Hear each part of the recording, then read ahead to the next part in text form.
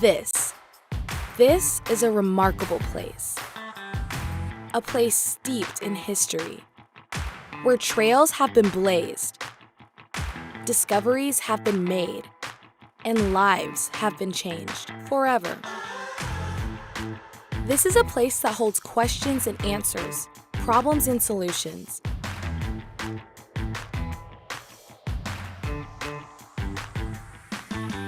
It's a place to tap into your creativity, curiosity, and ambition. This is a place to pursue what makes you, you. Here you'll be challenged and cheered, and you'll join a tradition of changemakers. This is a place you'll miss when you leave.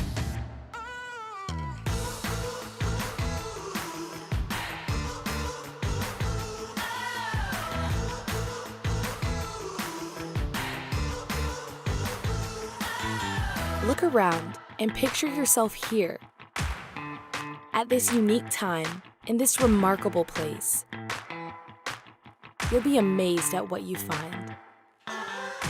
Welcome to UNC Greensboro. Find your way here.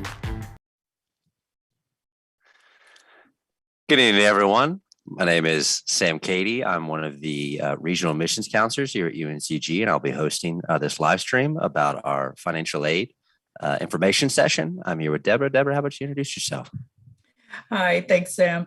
I'm Deborah Slade, the Assistant Director for Outreach in the Financial Aid Office, and hopefully we're going to cover a lot of stuff for you tonight, and we want you to get your questions in too, so stay tuned.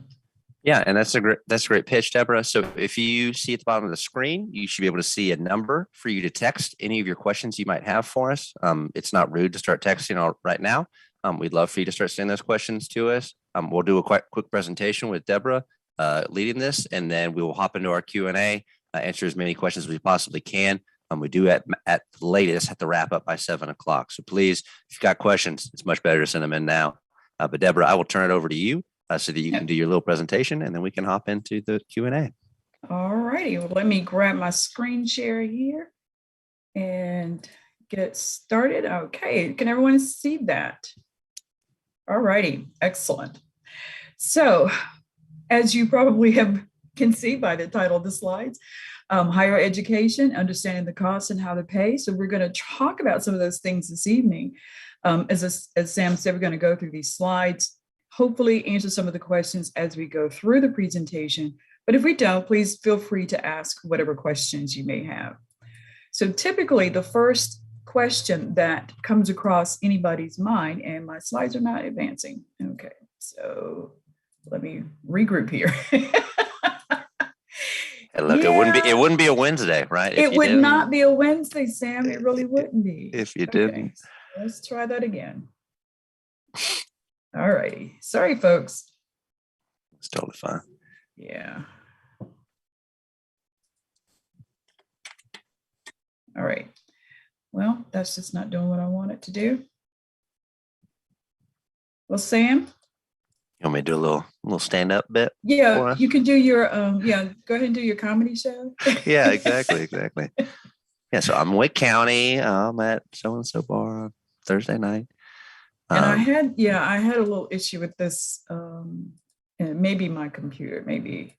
Okay, I can definitely share my screen. You can kind of give me cues if you like. Yeah, let's go ahead and do that. Let's see if that will work. Yeah, give me 1 second. I'll pull it up.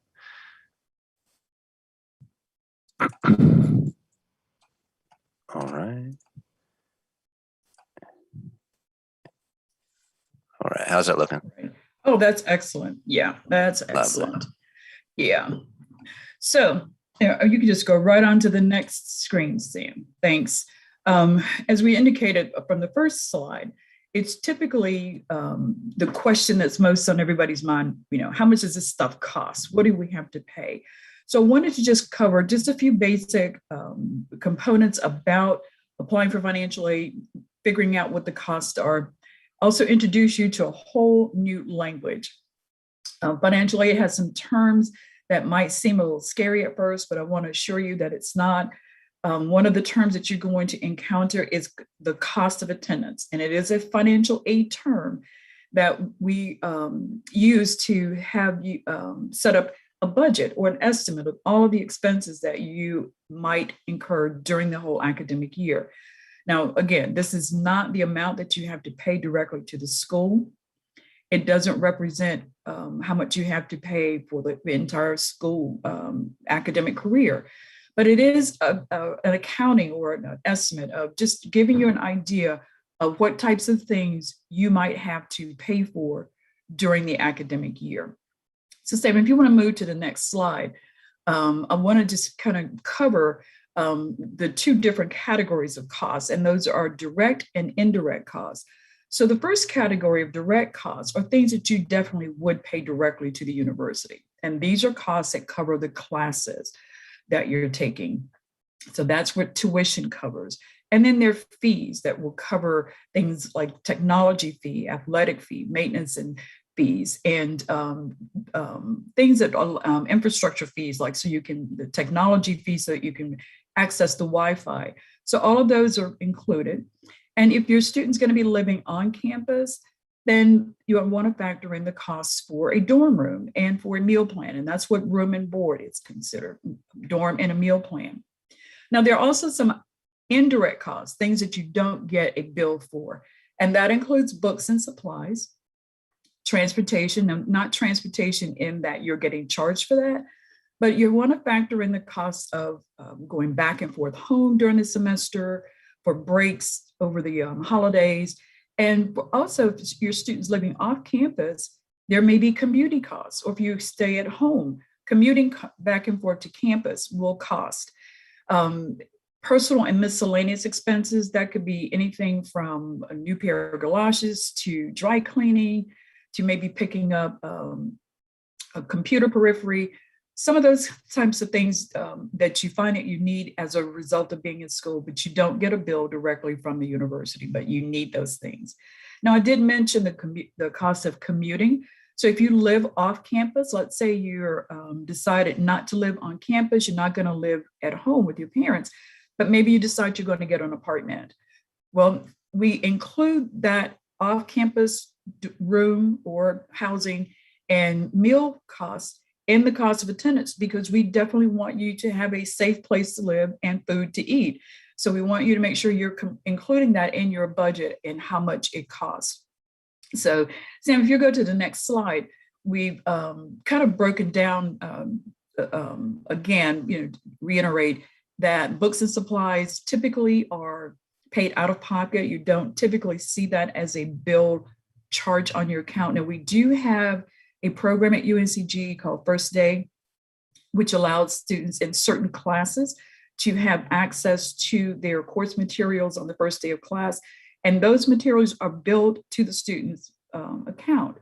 Now, the neat thing about this is it's at a lower cost. And again, the materials are available on the very first day of class.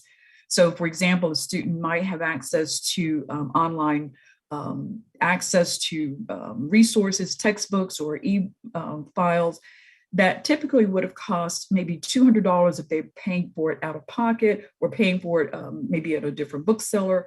But through the First Day program, they may pay $80 for that. So that's a significant savings. So you can find out more about this particular type of books and supply costs through the UNCG bookstore. So if you navigate to bookstore.uncg.edu, you will find a link there to First Day program, and it will give you a great explanation of that. Again, just to reiterate, traveling home, personal miscellaneous expenses, these things are not billed. But I do want you to go to the next slide, because I want you to kind of get an estimate of what those direct costs might look like. And these are based on an estimate of what a student typically might have as a full-time student. This is based on the current tuition and fees for the academic year that we're in right now. The semester fees are set up, or semester costs are set up, and then if you want to factor in housing and a meal plan, and then look at what the semester total would be. So if you're an in-state student, you probably somewhere around $8,500 for the semester. Again, that is a broad estimate. This is just based on just basic tuition and fees in the average dorm room.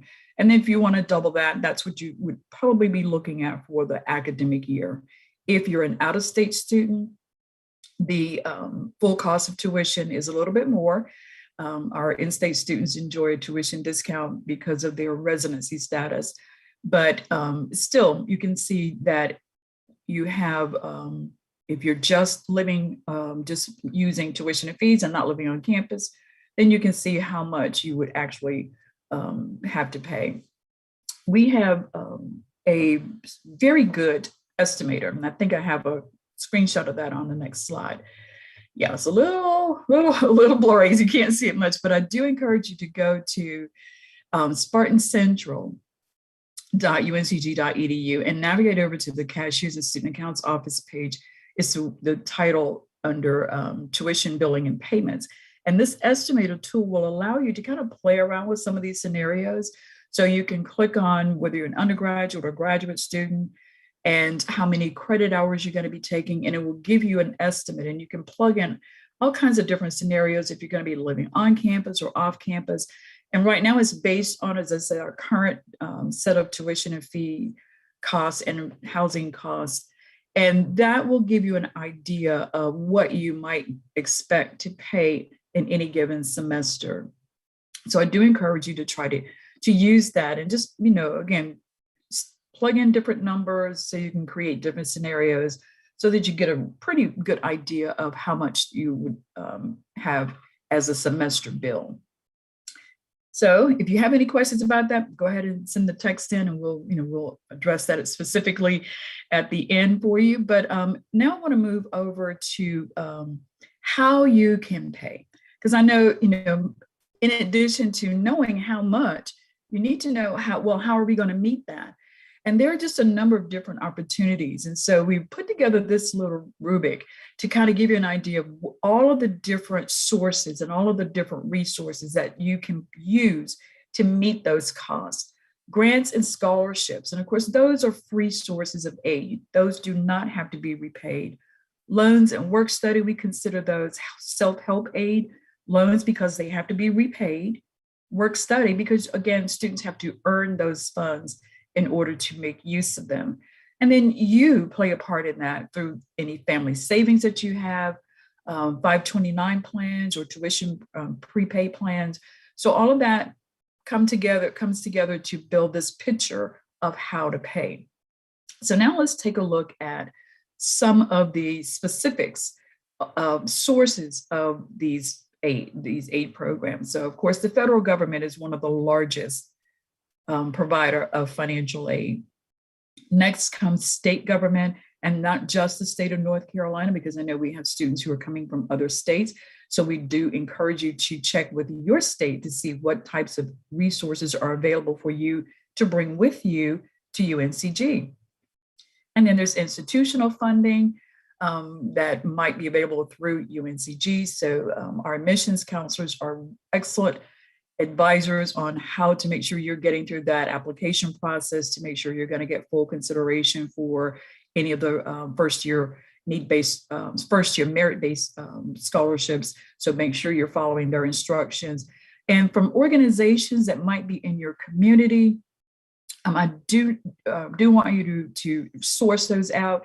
If you are in high school at this point, please make sure that you're following your counselor or your college advisor on any information they may be providing you on different local sources of aid, local community groups, religious organizations.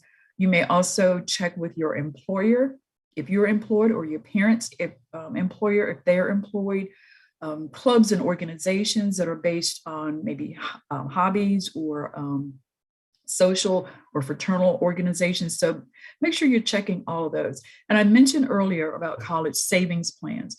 So there are a number of different types of plans. Typically, you'll find them listed as 529 plans, which means you're putting aside funding for college tuition or college costs, and then you'll pull those funds out when it's time to meet those costs. So Sam, let's move to the next slide where we can look at some of the federal aid types. And because there are so many different types of aid and so many different programs, there's just too many to try to go into at this setting. But I do want to focus in on the three key pieces of funding from the federal government. The federal Pell Grant is probably the best known. These are funds that are offered to students who have a financial need. It's free money, does not have to be repaid. Again, students do have to meet a financial need requirement. Funds are based on a student's level of enrollment. So typically students are enrolled full-time, which means they're taking a full complement of courses. And that means that they're eligible for the federal Pell Grant, they'll get the full amount based on their full-time enrollment. But there may be some students who are not enrolled full-time. They may have to work and maybe they're only able to go part-time.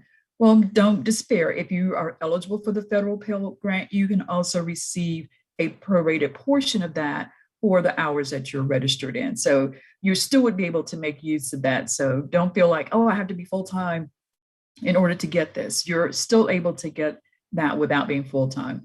Federal work study, very similar, although it is not funding that is paid directly to you so that you can pay it to your bill. You have to earn this money. So it's analogous to having a part-time job. It's just that your source of who's paying you is the federal government through funding that they've issued to the school to make sure that students are able to work and have a job. The positions are on campus, or you're also able to have some opportunities to work off campus in some community-based programs. So there's a number of different opportunities. Our Office of Career and Professional Development has a search engine called Handshake that lists all of the work study positions. So when you complete your financial aid process, we will let you know if you're eligible for federal work study, and you will see it in your financial aid offer. So we want to make sure that, when you're looking at that, if you don't see it, let us know. We'll be more than happy to research your eligibility to see if it's possible for you to receive those funds. Now, the last category of funding is, this is, we always approach this last because this is money you got to pay back. Yeah, and I know you've seen the news. If not, you probably, I really want to hide with you under that rock. But the student loan program has been very, very, very visible in the news for the past few years, actually.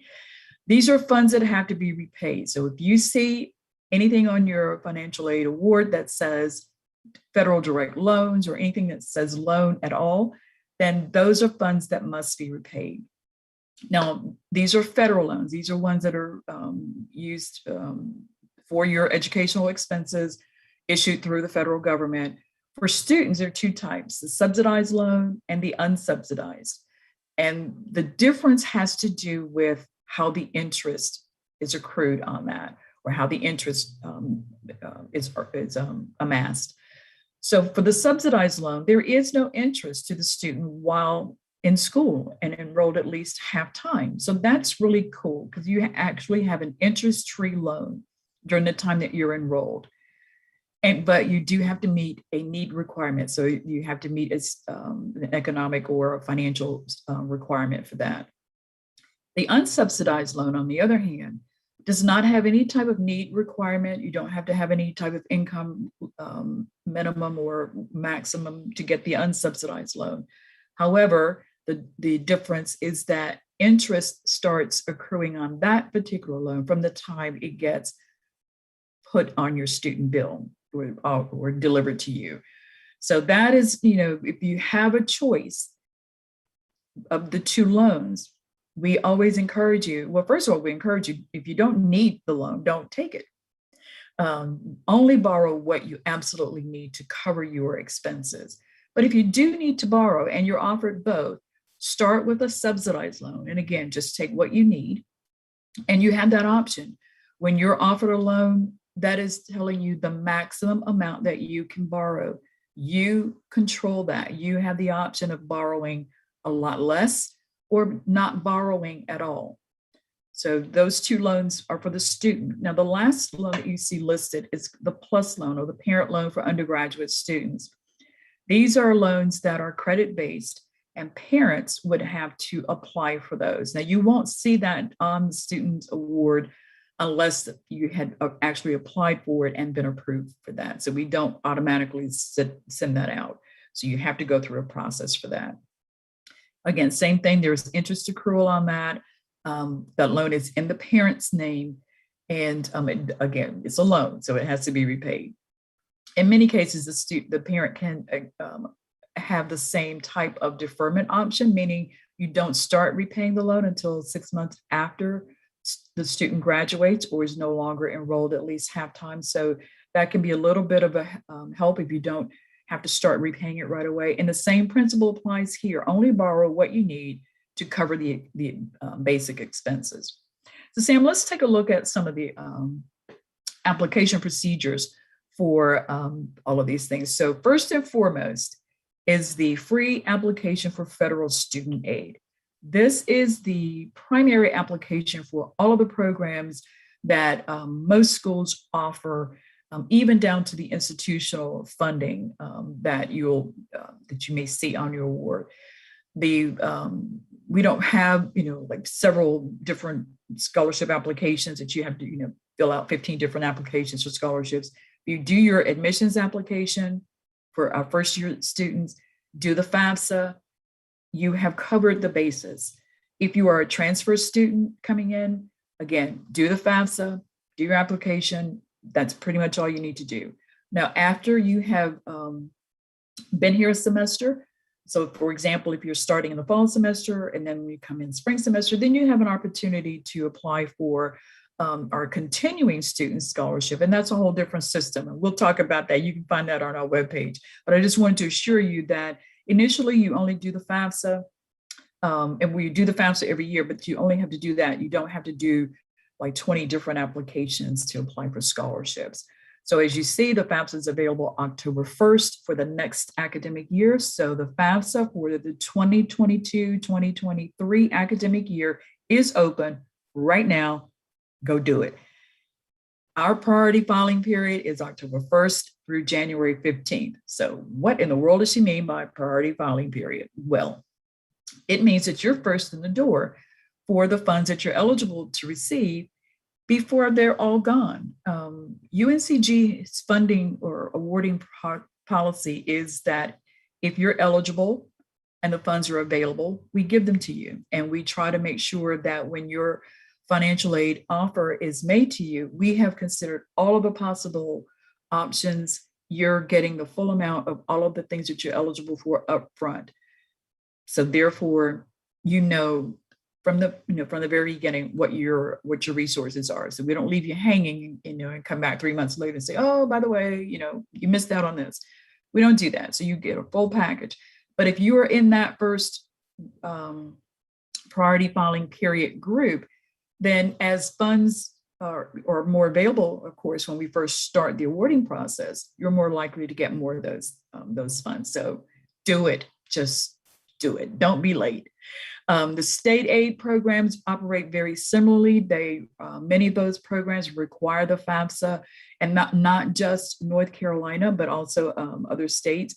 So if you are not a North Carolina resident, make sure you're checking to see what the application requirements are. In any case, do the FAFSA. That is a surefire way of making sure if it's required, you've already completed that step. Some of the North Carolina state programs, you can actually find all of them on cfnc.org.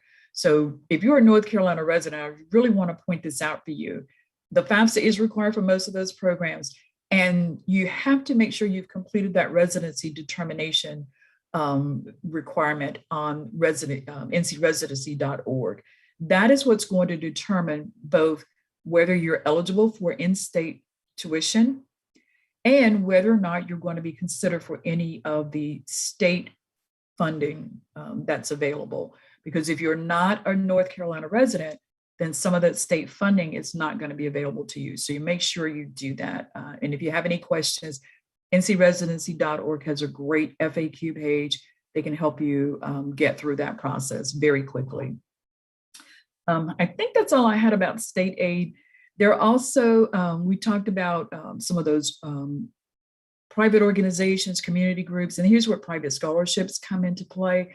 Once again, make sure you are communicating and keeping tabs with your high school counselor and college advisor.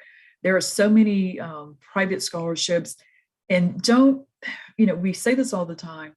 I know a lot of people want the huge scholarships. They want the full rides and, the renewable every year you get, 10 grand. And that is wonderful. If you get that, yes, kudos to you.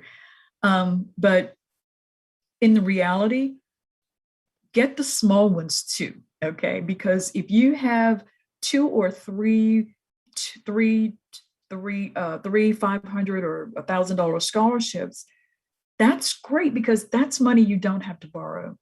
So make sure you're exercising all of the options for private scholarships.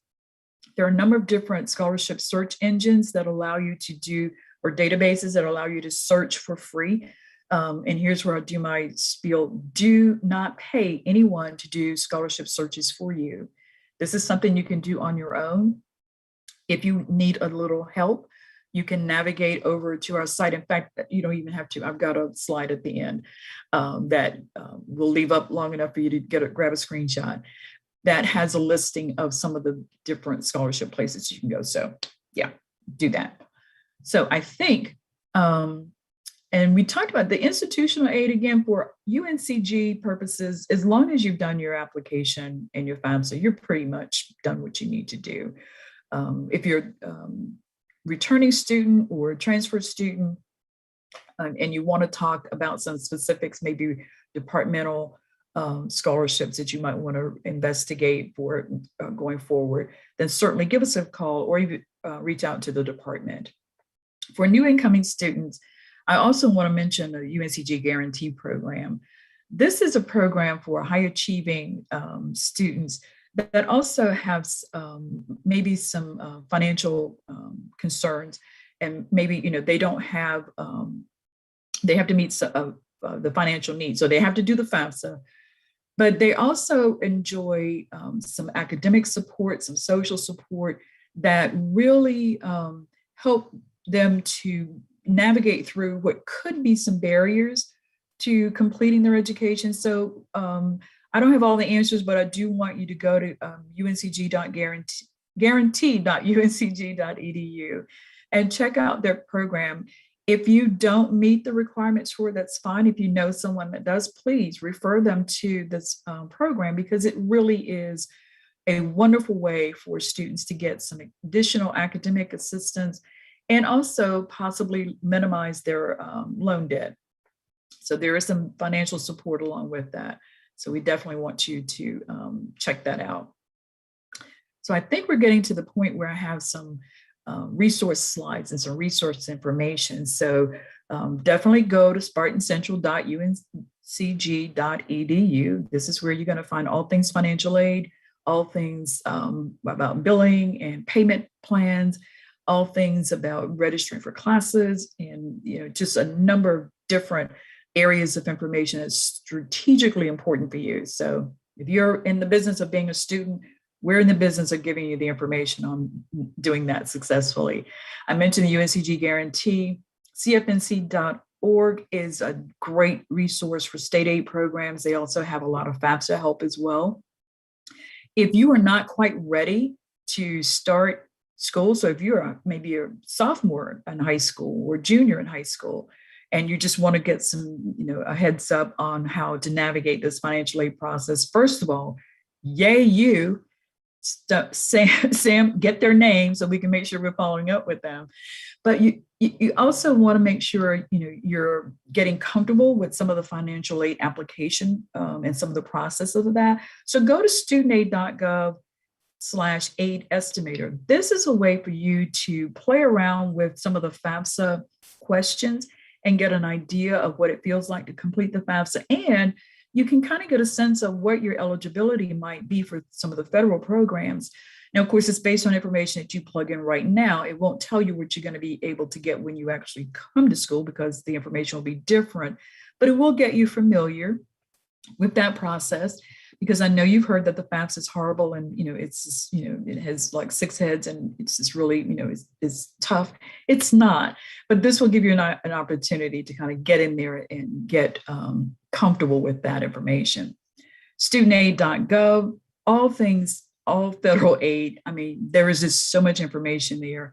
If you're in the middle of completing your FAFSA and you run into any questions or anything that doesn't make sense, or you have some difficulty, any technical difficulties, there's a help number, 1-800-4FED-AID. They can help you with that if you're having trouble maybe getting your ID, your password, or any of that kind of assistance is needed. They're there to help you. So, and our next slide has some information about the scholarships that I mentioned. So you might want to grab a screenshot of this. These are all of the websites that we have, I won't say endorsed, but we vetted them fairly well. So we know that they're not selling your information and they're not using it to impersonate you. And they're not charging you to use their services. On the flip side, they're not guaranteeing you any scholarships. They're simply telling you, here are scholarships that you might want to submit an application to see if you qualify to get those funds. And you do have to go through the process. You have to complete the application. You have to write that essay or do whatever is necessary to meet the requirements to be considered for that. So please go ahead and make sure you follow through on those. Those are just a few. I'm sure that your college advisor or high school counselor has others. So again, make sure you're following through on those. And I think, Sam, our next slide is just how to find us on the web. You can call us. Our phone number is at the top. And I did make that tiny. I should have made that a little bit bigger. Where counselors are there to help out with any questions that you may have. If you want a face-to-face or a virtual appointment, you can do that. We can set that up for you. If you're a current UNCG student or you've already gotten into, once you get into the system, you can use the appointment system. If not, just send us an email at finaid@uncg.edu and just tell us, hey, I want to set up an appointment, or you can give us a call. If you have, and I don't know about you, but I eat, sleep, dream financial aid. So if you just wake up in the middle of the night and you have this burning financial aid question, you can go to our website and a chat bot, Minnie, is going to pop up and say, hey, I'm Minnie. Do you have a question? And you can ask pretty much any question about admissions, about financial aid, about tuition and billing, about orientation. And Minnie is programmed to answer, to the best of her ability, your question. Now, if you stump her, all you need to do is just tell her which office you want to talk to, and she'll make sure that that email gets forwarded to our office. So you can scan that QR code and that'll take you to our website, and Minnie will pop up. And so always follow us on social media so we can let you know what's going on with us. And Sam, I think that is it. So that is it. And it's great. We plug the social. You got to get the socials, right? Gotta get those numbers social. up. Yeah, you can never have too many. Exactly. Yeah. I definitely feel that. Let me stop sharing the screen for us. All righty. We can start hopping into the questions. For questions, yeah. That people have sent us. Let me pull up my second sheet right here. All right. So our first question is, I think this is kind of following back up talking about FAFSA. Is someone's asking, should I wait for my taxes to be done in January to file my FAFSA? You said that it was open now. Do I need to wait, or can I do it right now? Well, no, actually, you don't have to wait, because the taxes that are requested on the FAFSA are taxes that you filed 2 years ago. So how about that? Love that. Yeah. So, for example, the 22-23 FAFSA is based on tax returns from the 2020 tax year. Okay. So that information is already available to you. And here's a really cool thing. When you're in the FAFSA, you have an opportunity to use what's called the IRS data retrieval tool that allows you to import your tax information directly from the IRS database into the FAFSA. So you don't have to worry about, finding those tax returns and figuring out, which drawer they're in or which file they're in. So that's an excellent tool. And we do encourage you to use that. That's great. When Yeah. I was single and I couldn't file worth a lick, that would have been very helpful. My wife is very Yeah. good at organizing things. So if I find myself in that pickle, I'll be Yep, that's right. Use doubly all that. right. Exactly. Now, our next question is there going to be, I want to make sure, somebody's asking, they're always double checking on themselves. Is there a confirmation that we're going to send them when UNCG gets their FAFSA?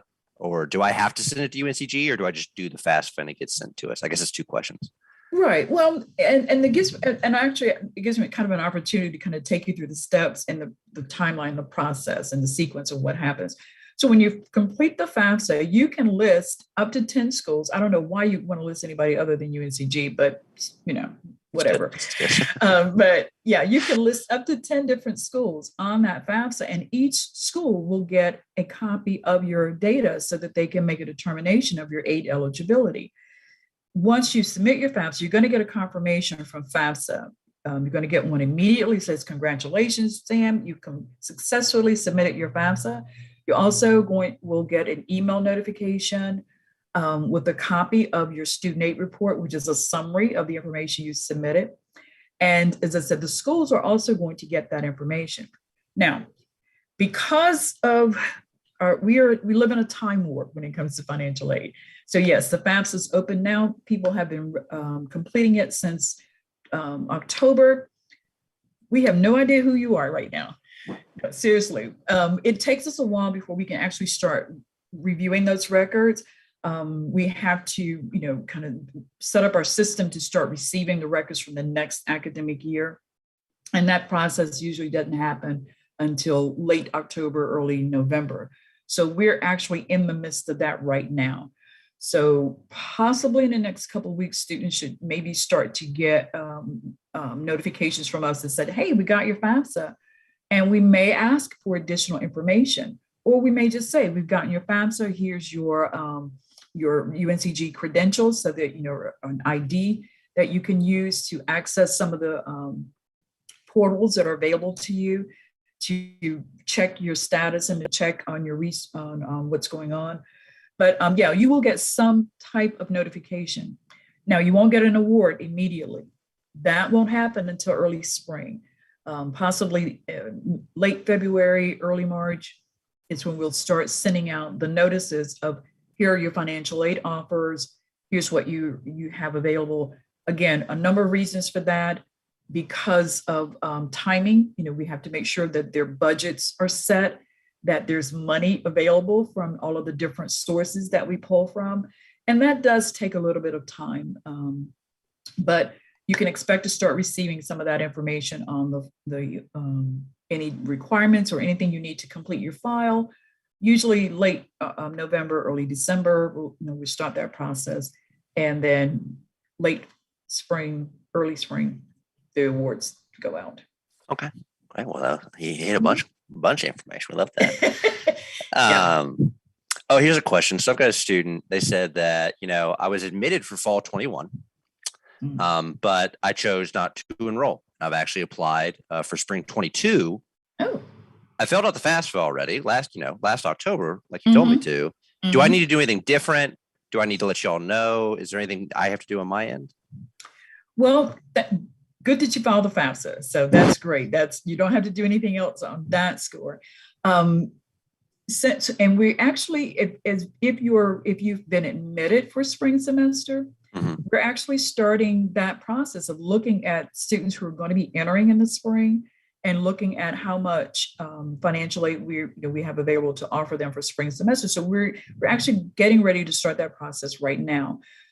And it doesn't hurt, it never hurts to send us an email that says, hey, I've decided I'm going to be, I was going to come fall, but, I decided I was going to, stay home for a bit or do something else. Now I'm coming in the spring.